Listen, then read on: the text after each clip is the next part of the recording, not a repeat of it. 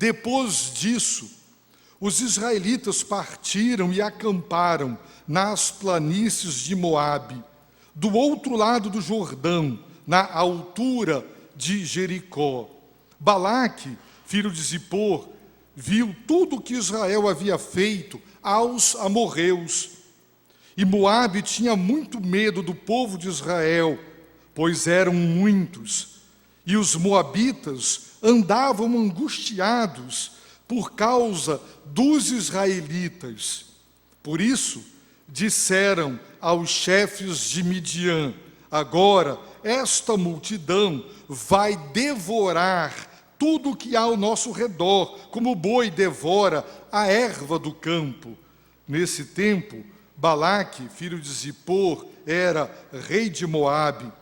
Ele enviou mensageiros para chamar Balaão, filho de Beor, em Petor, que fica junto ao rio, na terra do seu próprio povo, e disse: um povo que cobre a face da terra saiu do Egito e está acampado na minha frente. Peço-te que venhas agora amaldiçoar este povo para mim, pois ele é mais poderoso do que eu. Talvez assim eu o vença e possa expulsá-lo da terra, pois sei que aquele a quem abençoares será abençoado, e aquele a quem amaldiçoares será amaldiçoado. Então os chefes de Moabe e os chefes de Midian saíram levando o pagamento pelos encantamentos. Chegando a Balaão, repetiram-lhe as palavras de Balaque. E eles lhes respondeu: ficai aqui esta noite, e vos responderei conforme o Senhor me falar. Então os chefes de Moabe ficaram com Balaão.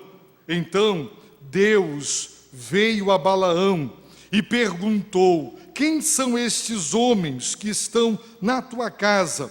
Balaão respondeu a Deus: Balaque, filho de Zippor, rei de Moabe, enviou-os a mim, dizendo: o povo que saiu do Egito cobre a face da terra. Vem agora amaldiçoá-lo para mim, e talvez eu possa lutar contra ele e expulsá-lo.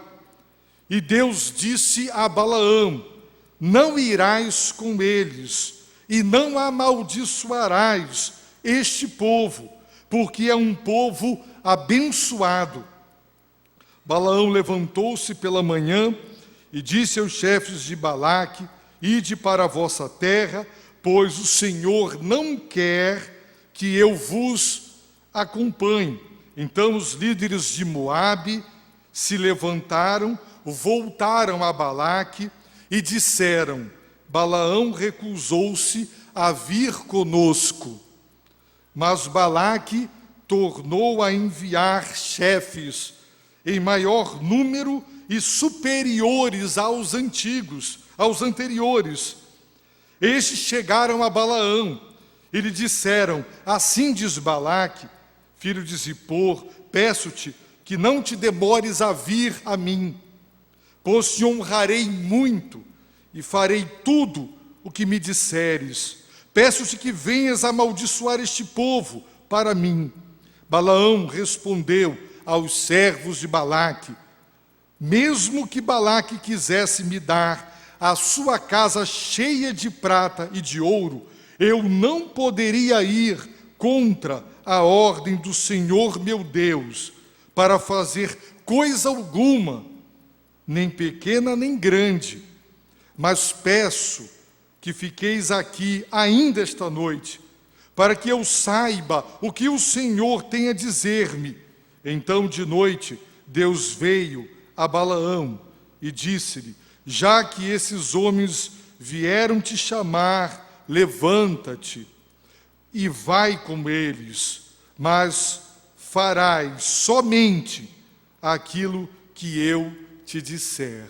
Oremos. Pai, em nome de Jesus, abre o nosso entendimento ó Senhor amado, para compreender a revelação e tudo o que preparastes e providenciastes para nós, para sermos um povo esclarecido da Tua verdade e jamais enganado, Senhor. Muito obrigado, meu Deus, obrigado, nosso Deus. Concede-nos misericórdia nesta hora. Suplicamos em nome de Jesus. Amém.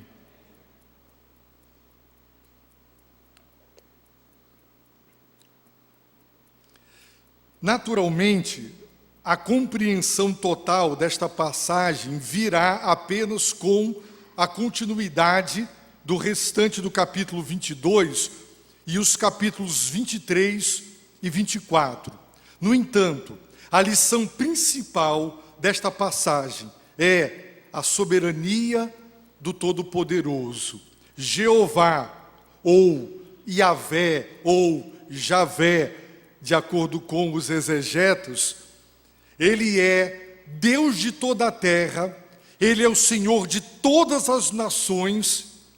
Ele não é um Deus nacional, de uma única nação, de um único povo, um Deus geograficamente limitado em seu poder às terras da Palestina. Ele não é um dentre os deuses, Ele é o único, Ele é soberano. Ele usa quem Ele quer, quando Ele quer e como Ele quer. Ele usou Nabucodonosor, Ele usou Ciro, Ele usou o império assírio, Senaqueribe, Ele usou o próprio Satanás no que diz respeito à questão de Jó. E Deus vai usar um falso mestre e profeta para falar com o seu povo. E Deus vai usar até uma mula para falar com este profeta rebelde e falso, avarento, cobiçoso e absolutamente disposto a amaldiçoar Israel, se não estivesse sob a mão e a proibição divina. Portanto, Deus é o Deus de toda a terra, o Deus em quem cremos, irmãos. Ele toma conta de tudo e de todos. E Ele pode usar a quem quer como instrumento em suas mãos, até o falso profeta, até Satanás. Deus pode e usa para cumprir os seus soberanos propósitos. O Deus que nós cremos, irmãos, é o verdadeiro. Em segundo lugar, é muito importante compreender, à luz do texto sagrado, que o povo de Deus está sob a bênção de Deus. E que nós somos intocáveis, porque nós estamos sob a bênção do Todo-Poderoso. O maligno não nos toca. Se Deus quiser permitir que sejamos tocados, seremos. Se Deus, em virtude da nossa desobediência, agradar-se em usar os nossos inimigos para nos disciplinar, Ele o faz. No entanto, Ele é o nosso escudo, Ele é a nossa proteção. Ninguém nos toca. O que quer que me aconteça, o que quer que te aconteça, primeiro passou por Ele e teve sua autorização. Caso contrário, jamais nos alcançaria, jamais nos atingiria. Nós somos o povo do Deus Altíssimo. Somos um povo de propriedade exclusiva de Deus. Vamos aprender também que o Senhor é Deus e que Ele não pode ser manipulado por encantamento, por ritos e por cerimônias. Não podemos mudar os seus planos. Os planos de Deus são sábios. Os planos de Deus são eternos.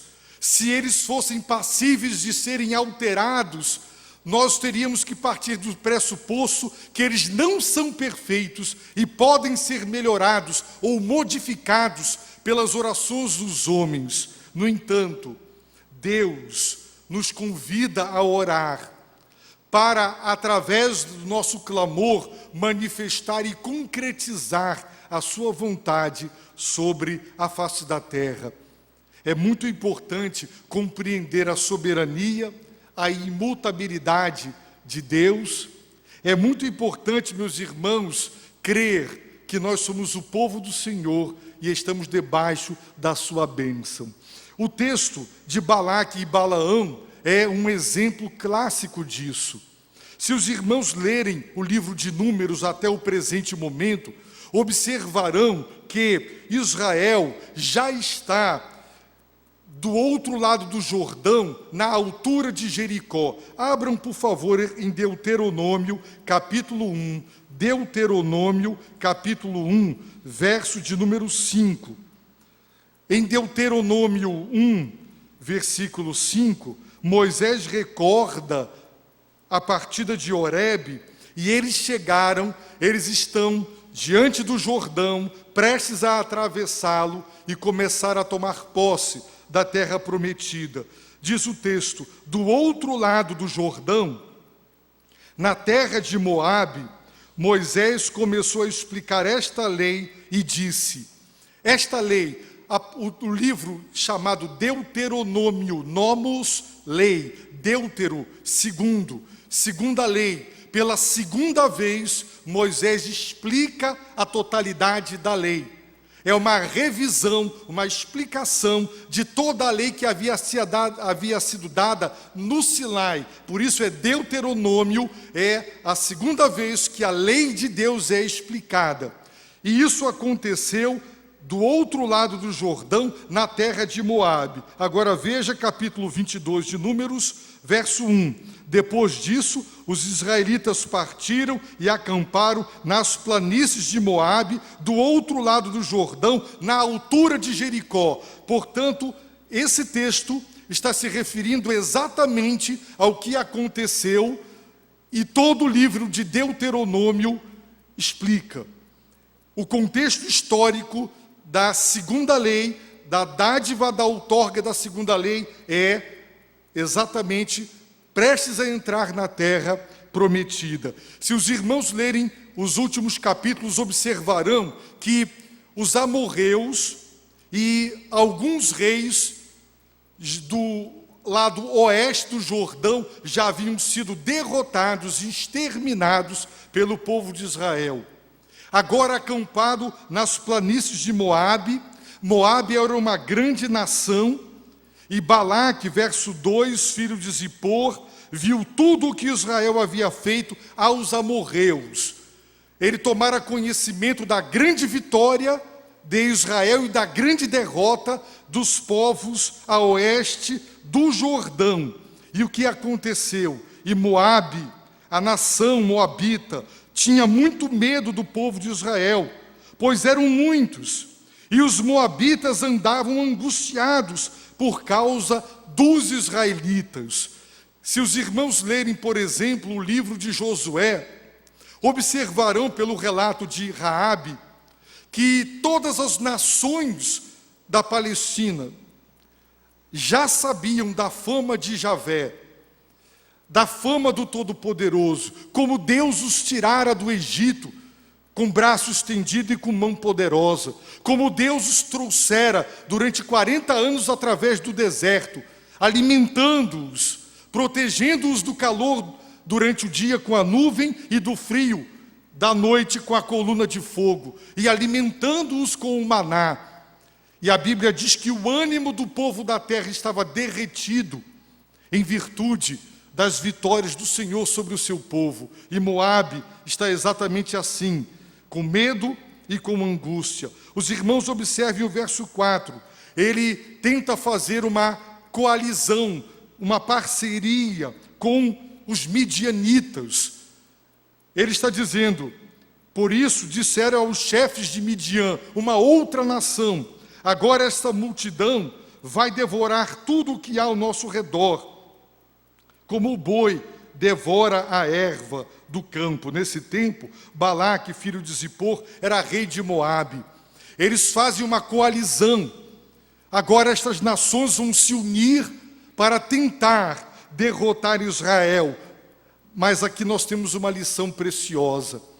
Queridos irmãos, a vitória não depende somente da capacidade militar de um povo. Os povos antigos não secularizados entendiam que existem forças ocultas e espirituais, às quais podemos e devemos recorrer para obter vitória no mundo natural, na nossa vida. Moabe está consciente do poder de Israel, está consciente da sua incapacidade de detê-lo, porque este povo está sob a bênção do Senhor. Para vencê-lo, talvez só tenha uma chance: recorrer às forças ocultas. E essas forças ocultas, elas não são forças impessoais, elas são forças espirituais malignas. O Antigo Testamento coloca os encantamentos e a feitiçaria com amplas proibições e com pena de morte. E fala mesmo que são aos demônios. Os ídolos não existem, mas por detrás deles estão as forças espirituais malignas. Moabe diz assim, versículo de número 5: ele enviou mensageiros para chamar Balaão. Balaão vivia, sabe onde? Ele vivia em Petor, que fica junto ao rio. Esse rio, com letra maiúscula, é o rio Eufrates. Ele vivia a 800 quilômetros dali.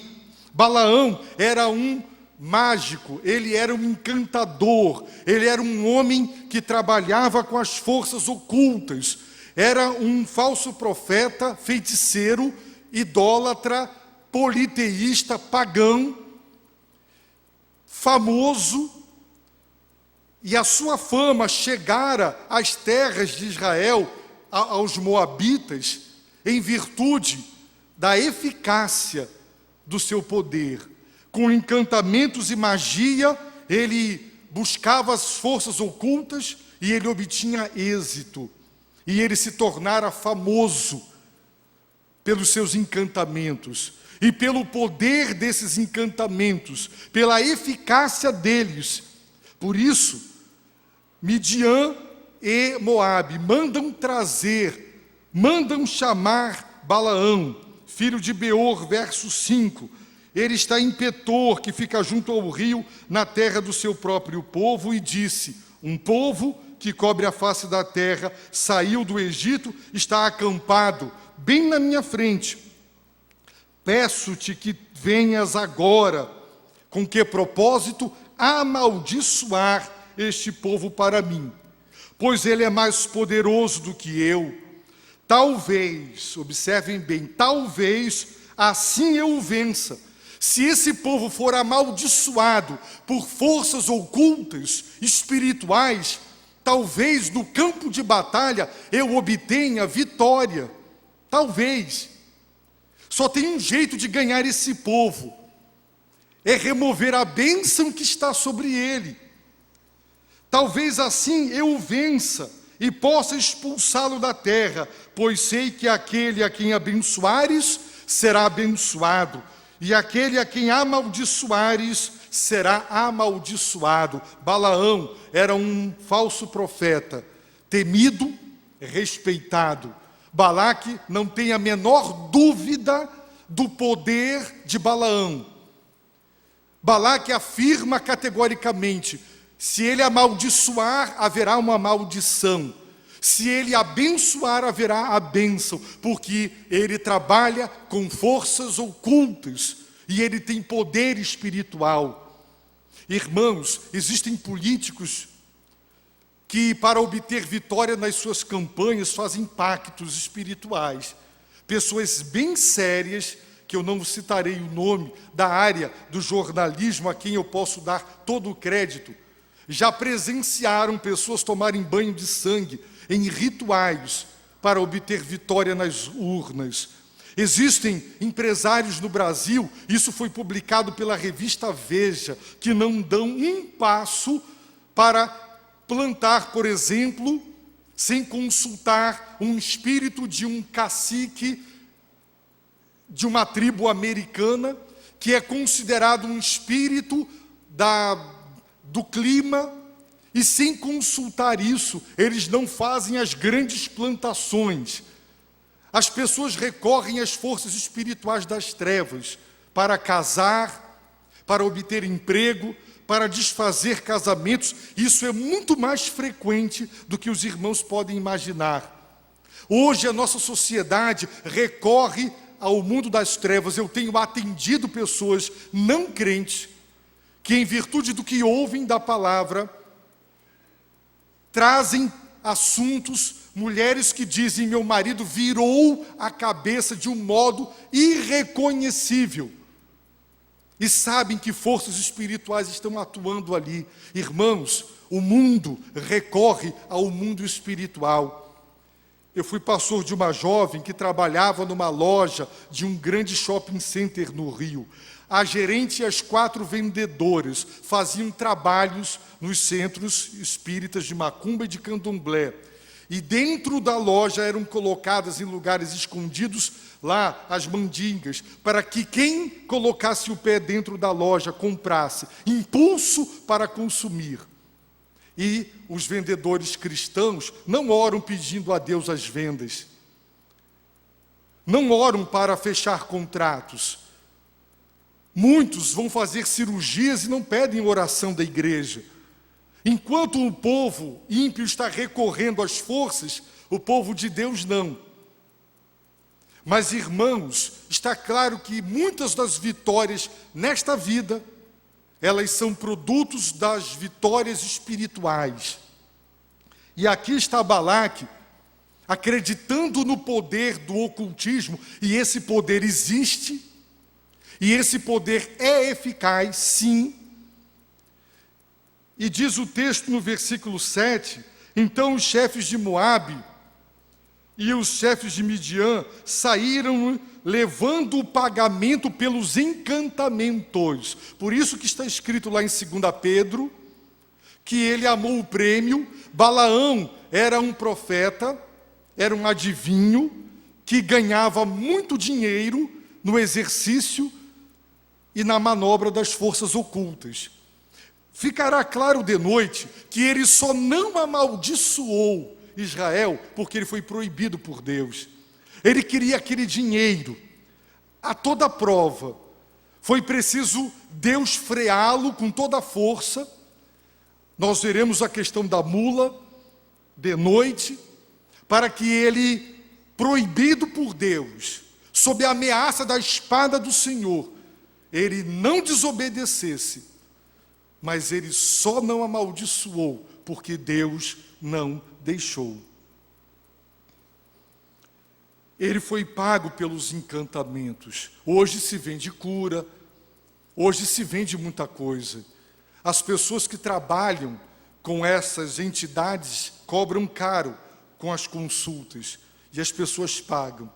E lamentavelmente, meus irmãos, hoje as igrejas estão importando tudo que não presta. Como nós vamos nos alegrar, meus irmãos, como o mundo se alegra? Como nós vamos festejar, como o mundo festeja? A igreja, irmãos, está se tornando cada vez mais mundana. E hoje se chama de estratégia. Para atrair jovens, você tem que ter estratégia. A estratégia é: vamos nos assemelhar ao mundo. Meus irmãos, o que devemos oferecer na igreja é a palavra e não relacionamentos. Eles vêm em segundo lugar. As pessoas precisam de relacionamentos, e quando se sentem acolhidos, ficam. E para serem atraídos, vale tudo. É o que está acontecendo nos nossos dias. Eu conheço pessoas, meus irmãos, que dão carro zero e que sustentam a pão de ló falsos profetas em troca de profecias, que são apenas boas profecias. Eles nunca têm profecias de derrota para aqueles que os pagam, jamais. Os profetas de Israel, que eram estatais, eram sustentados pelo Estado, nunca profetizaram contra os reis, nunca. Só os verdadeiros. Deus tinha que tirar um boiadeiro, Deus tinha que tirar um agricultor, Deus tinha que procurar alguém fora do âmbito religioso, porque aqueles que eram sustentados pelo Estado israelita só profetizavam o que o rei queria ouvir: dinheiro. E hoje, meus irmãos, isso acontece o tempo todo. Os irmãos observem que eles levaram dinheiro pelos encantamentos. Eles chegaram a Balaão e entregaram 800 quilômetros, eles viajaram a pé ou num lombo de um animal. Quantos dias levaram? Muitos. E eles lhes respondeu: ficai aqui esta noite, e vos responderei conforme o Senhor me falar. O Senhor aí, Jeová, no hebraico. Então os chefes de Moabe ficaram com Balaão. À primeira vista, Balaão é um profeta que teme Jeová, com quem o Senhor fala, mas ficará claro que Deus se revelou a ele para proibi-lo de amaldiçoar Israel. Deus é o Senhor de todos, todos estão nas suas mãos, ele se revela a quem quer. Ele disse: Ciro não me conhece, mas eu vou usar Ciro. Senaqueribe não me conhece, mas eu vou usá-lo. Nabucodonosor não me conhece, mas fará o que eu quero. Irmãos, Deus é soberano. Os homens farão o que ele quer, mas nunca isso invalida a liberdade do homem e a sua responsabilidade pelo que ele faz. Entendamos que são verdades paralelas, que aparentemente se contradizem, mas são verdades bíblicas que não podem ser refutadas porque a nossa mente não consegue reconciliar. A ciência afirma que a luz é uma partícula, mas que ela também é uma onda. Ela é uma coisa ou ela é outra? Porque ela atravessa o vidro como uma onda e ela bate na parede como uma partícula. Isso se chama antinomia, são duas coisas que não podem ser reconciliadas, ou é uma ou é outra, mas as duas são verdadeiras. Deus é soberano e o ser humano é livre e responsável pelo que faz, e vai prestar contas com Deus pelo que fez e deixou de fazer, assim como Deus é um, mas cremos que Ele é tripessoal. As testemunhas de Jeová e os islâmicos nos acusam de politeístas, porque não conseguem reconciliar. Como podemos afirmar que Deus é um, quando afirmamos a tripessoalidade de Deus, o Pai, o Filho e o Espírito? São coisas que não se reconciliam racionalmente. Mas nós não rejeitamos a tripessoalidade de Deus, nem o monoteísmo cristão e judaico, porque não conseguimos reconciliar coisas que parecem contraditórias. Sim, Deus é soberano, todos o obedecerão e farão o que Ele quer, sem que, por isso, deixem de ser responsáveis pelo que fazem. Não são obrigados a fazer, fazem porque querem, ao mesmo tempo fazem porque farão o que Deus quer. A nossa mente não consegue explicar isso, mas isso é bíblico. Deus se revelou a Balaão para impedi-lo de amaldiçoar o seu povo, para que aquelas forças ocultas não fossem contra Israel. Então, Deus veio a Balaão, verso 9, e perguntou: quem são esses homens que estão na tua casa? Balaão respondeu a Deus. Vejam que, ora, Deus é chamado de Senhor, Jeová, ora, Deus é chamado de Elohim. Os 2 primeiros capítulos de Gênesis, Deus é chamado de Elohim, depois ele é chamado de Jeová. Então, os 2 nomes de Deus. E há uma explicação. No versículo 12, Deus diz: e disse Deus a Balaão: não irás com eles, e não amaldiçoarás este povo, porque é um povo abençoado. Esse povo está sob a minha bênção. Meus irmãos, leiam o livro de Números, e os irmãos ficarão irados. Sabe por quê?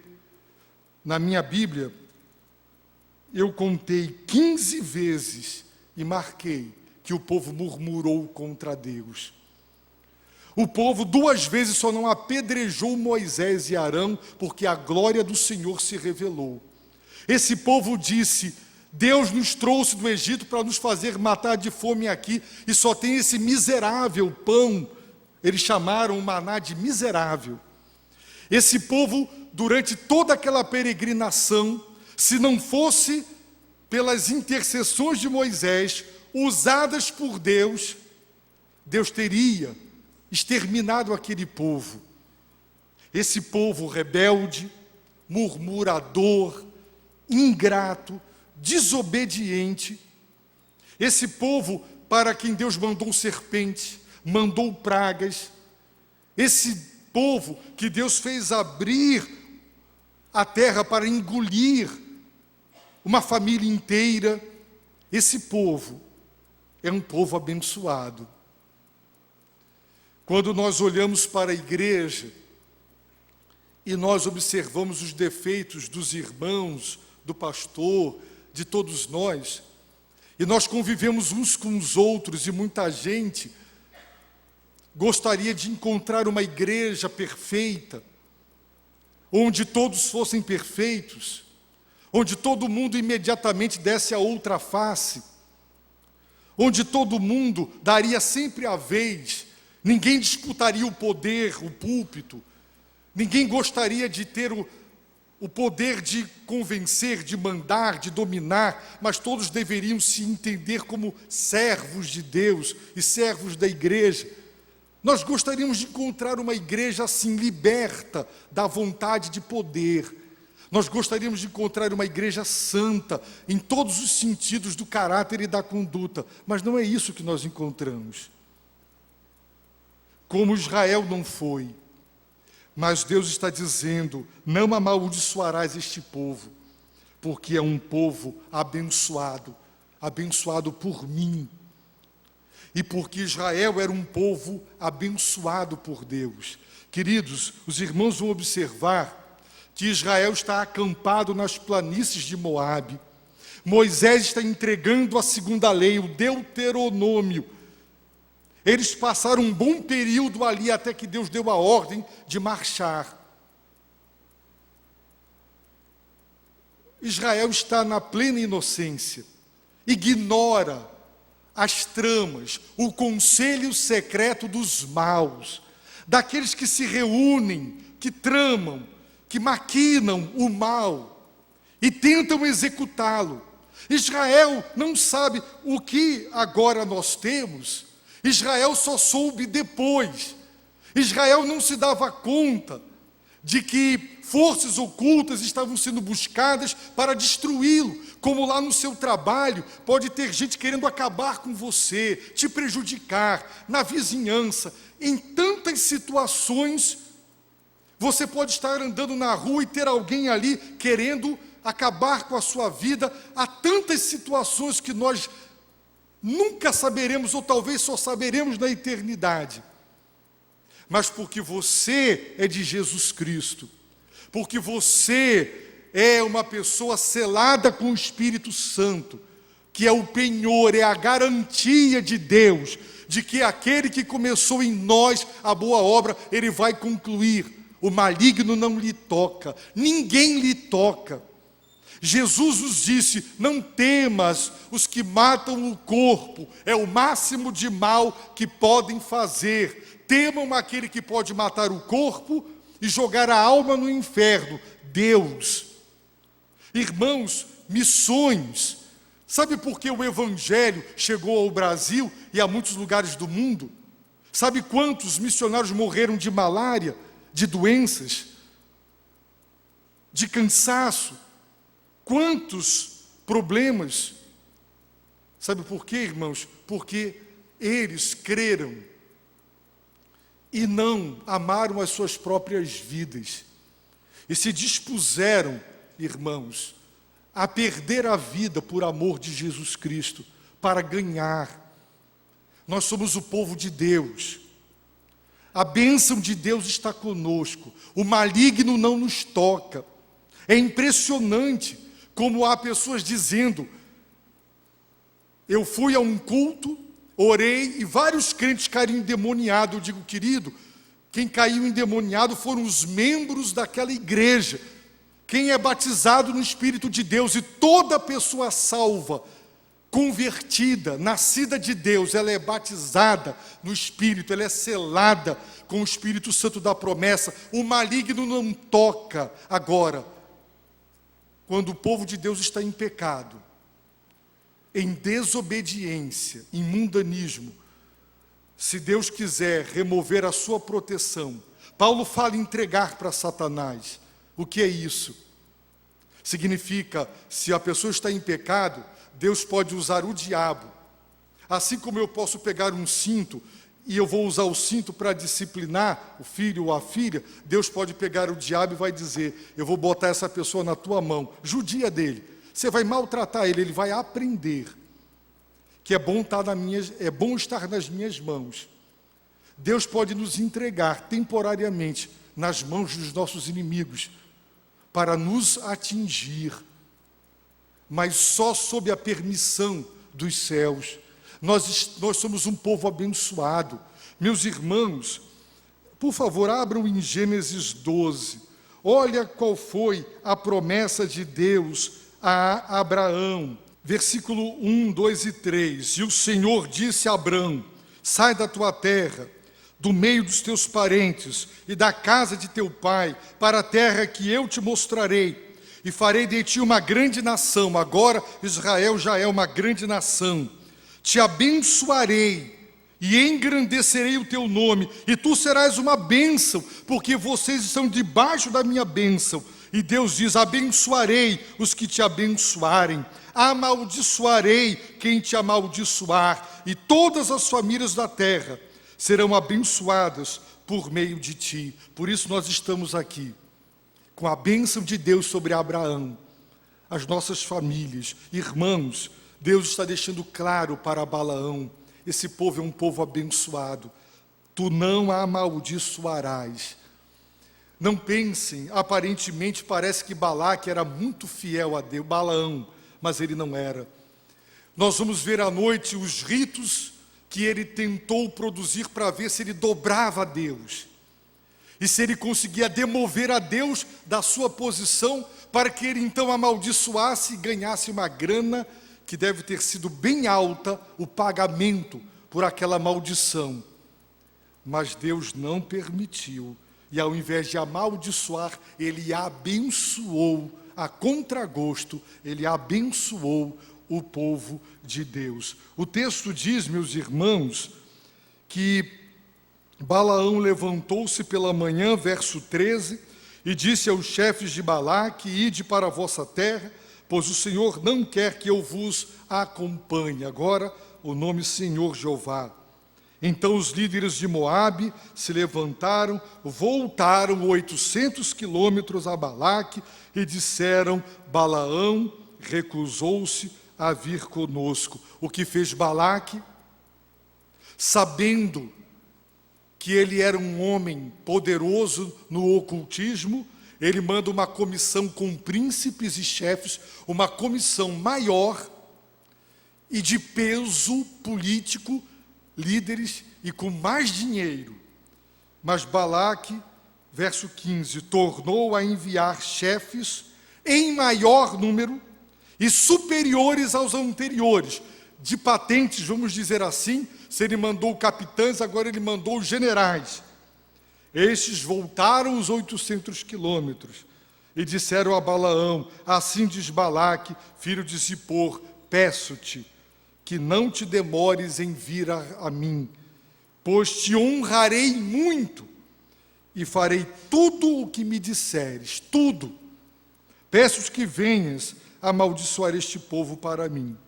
Balaão respondeu aos servos de Balaque: mesmo que Balaque quisesse me dar a sua casa cheia de prata e de ouro, eu não poderia ir contra a ordem do Senhor. Esse homem está proibido por Deus. Não é que ele está gostando da ordem, ele está sob uma proibição que ele não pode desobedecer, ele sabe disso. Ele está aprendendo que Jeová não é apenas um Deus, o Deus de Israel, ele é o Deus de toda a terra, ele tem que obedecer. Eu não poderia ir contra a ordem do Senhor, meu Deus, para fazer coisa alguma, nem pequena nem grande. Mas ele ainda tem uma esperança. Peço que fiqueis aqui ainda esta noite, para que eu saiba o que o Senhor tem a me dizer. Será que Deus mudou de ideia? Então, de noite, Deus veio a Balaão e disse-lhe: já que esses homens vieram te chamar, levanta-te e vai com eles, mas farás somente aquilo que eu te disser. Com esta mudança, Balaão nutriu no coração uma esperança. A esperança de que Deus também agora modificaria a proibição e permitiria, e ele foi. Nós veremos o que Deus fez através da mula, porque o coração de Balaão estava absolutamente certo de que ele conseguiria permissão, ele conseguiria dobrar a vontade de Deus. Deus tinha proibido ir, agora Deus deixou. Quem sabe agora eu vou conseguir e eu vou ganhar muito dinheiro. Mas ele foi proibido por Deus. Nós vamos ver os ritos, os encantamentos, as cerimônias, as tentativas de manobrar com Deus. Como hoje, as pessoas querem agradar a Deus com dízimos, com ofertas, com orações que determinam o que Deus tem que fazer. Mas nós aprenderemos: o Senhor é soberano, o Senhor é imutável, Deus não pode ser manipulado, Ele é o Senhor de toda a terra, Ele cumpre seus propósitos e o povo de Deus é um povo abençoado. Eu termino a mensagem dizendo: você já se deu conta que a bênção de Deus está sobre você? Podem querer destruir o seu casamento. Pode alguém cobiçar a sua esposa, o seu marido. Podem pessoas querer prejudicar você profissionalmente, onde você estiver, na sua vizinhança. Podem fazer o que quiser. Não faz muito tempo que fizeram um trabalho e puseram aqui bem na porta.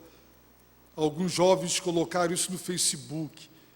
E foi dito aqui no bairro que tinha um trabalho contra a nossa igreja. Meus irmãos, nós estamos debaixo da bênção do Senhor.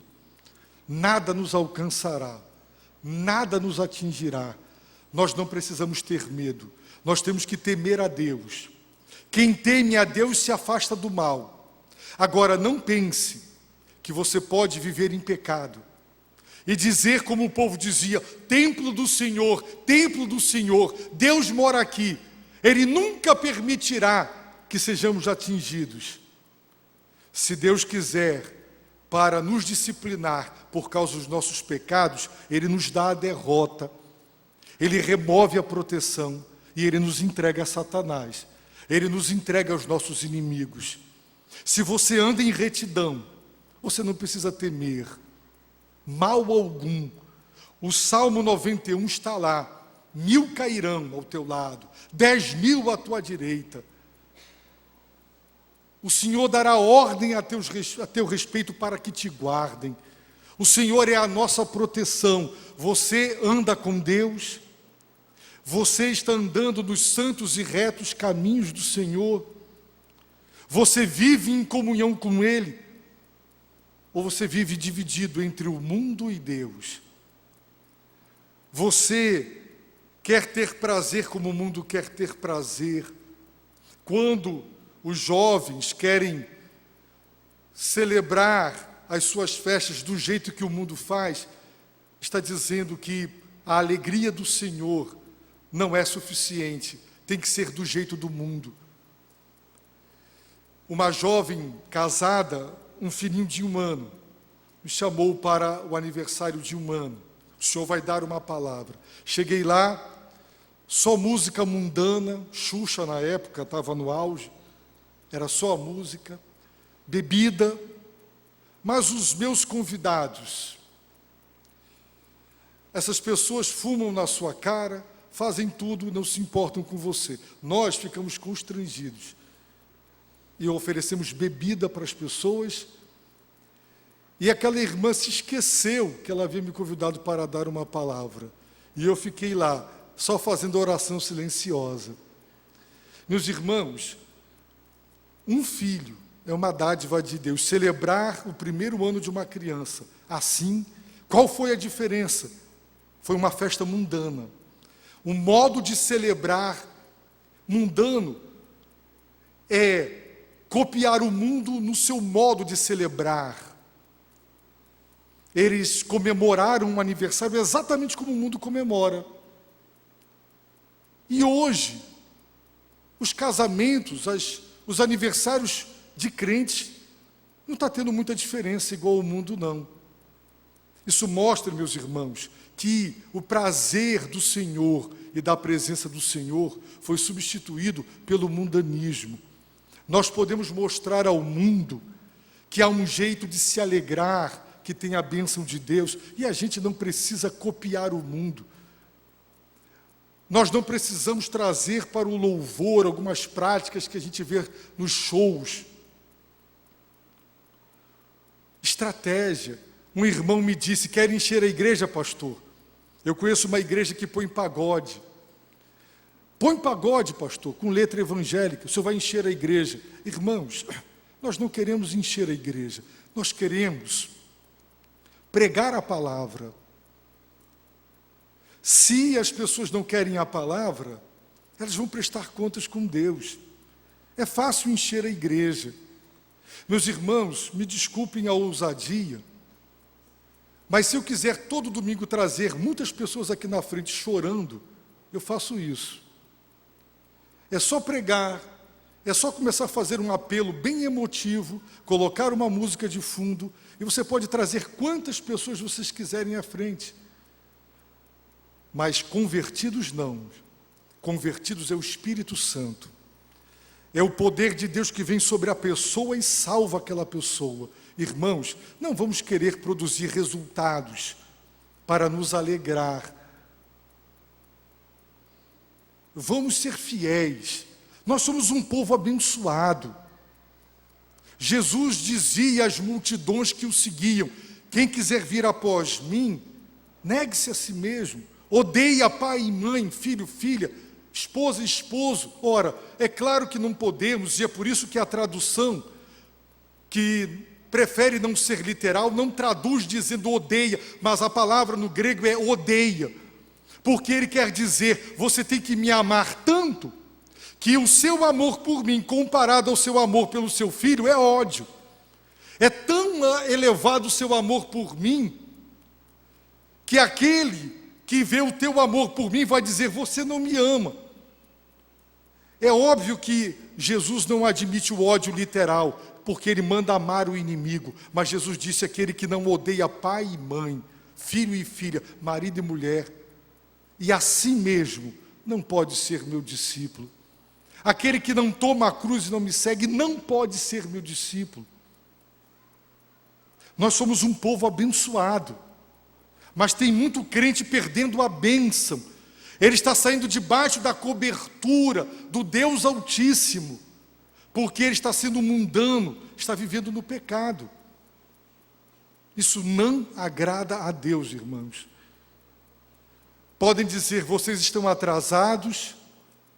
Podem dizer: vocês estão ultrapassados, hoje é assim. Irmãos, digam o que quiser, sejamos fiéis ao Senhor nosso Deus. Se Deus permitir, de noite nós prosseguiremos. Abaixe a sua cabeça, feche os seus olhos. Israel foi um povo que pecou, mas estava debaixo da bênção de Deus. Não perca a bênção de Deus para a sua vida afetiva, econômica, profissional. Com a bênção de Deus, ninguém vai tocar você. O maligno pode tentar, as pessoas podem te invejar, querer o teu mal, se alegrar com a tua tribulação. Você é mais do que vencedor em Cristo. Você está debaixo da bênção de Deus. Não perca isso por nada. Não faça como Esaú, que foi profano, que foi imoral, por causa de um prato de lentilhas, para matar a fome. ele abriu mão do direito de primogenitura. Não abra mão da bênção de Deus por um prato de lentilhas, por prazeres pecaminosos. Santo Deus, eterno e todo-poderoso Pai, obrigado porque estamos nas mãos do bom pastor e dessas mãos ninguém nos tira. Obrigado porque Jesus, que nasceu no ventre de Maria, nos guarda e o maligno não nos toca. Obrigado pela tua proteção, Senhor, proteção maravilhosa. Quantos livramentos já nos deste, Senhor, muito obrigado. Como Israel não imaginava, mas estava debaixo de grande perigo. Quantas vezes isso já deve ter nos acontecido e nada nos tocou. Glórias ao teu santo e todo-poderoso nome. Senhor, faz-nos fiéis a ti. Em nome de Jesus, nós não queremos perder a tua bênção. Nós queremos estar debaixo da tua proteção. Tu és o nosso escudo, o nosso alto refúgio, a nossa fortaleza. Nenhum mal nos sucederá, praga alguma chegará à nossa tenda, porque o Senhor é conosco. Ó Jesus, abre o coração do teu povo para compreender a bênção e para que percamos tudo nessa vida, como diz o teu servo irmão Manassés, mas não percamos jamais, meu Deus, a tua bênção, por nada, Senhor, que prazer algum, paixão alguma, amor algum, dinheiro algum, benefício algum, que nada, Senhor, nos faça perder a tua bênção. És o nosso bem maior, a nossa maior alegria. Tu és a nossa grande satisfação. Nós nos realizamos em ti, Senhor. Tu és a nossa felicidade. Em nome de Jesus, Senhor, vem sobre nós. Vem sobre nós. Amém e amém.